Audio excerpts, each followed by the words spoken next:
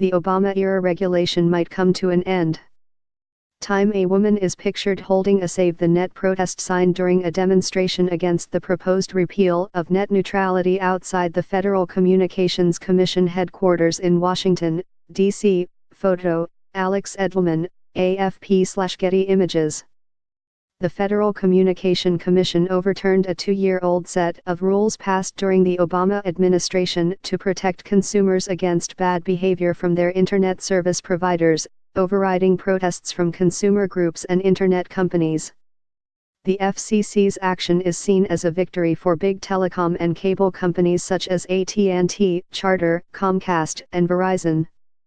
The current rules, which prevented Internet service providers, ISPs, from blocking and throttling content, went into effect in 2015.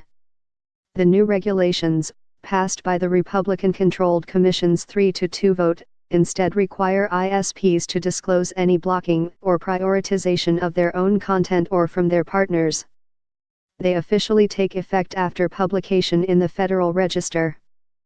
More: what's at stake with the FCC's net neutrality vote? More: how to tell if net neutrality repeal is why your internet is slower. More: millions of net neutrality comments were faked. Turns out mine was one.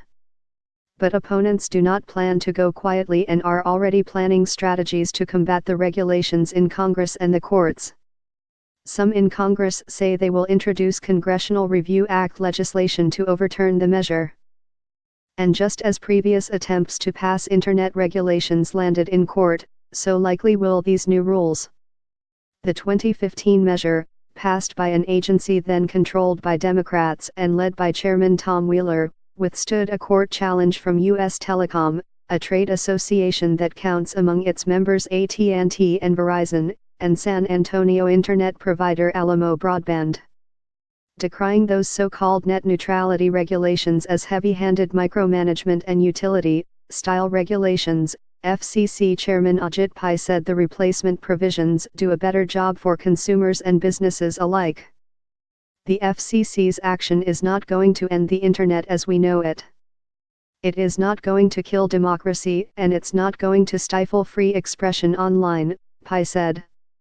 We are helping consumers and promoting competition.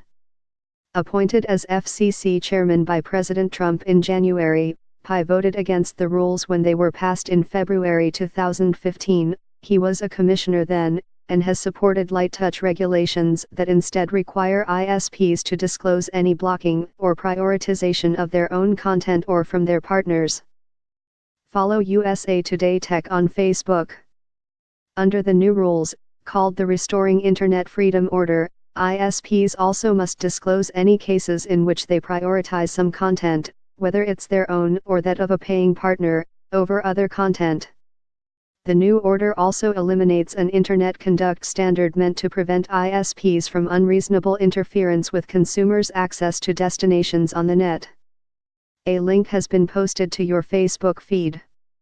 Those against the overturning of the rules conducted an online protest this week, and FCC officials were met this morning with protesters outside the agency before today's meeting.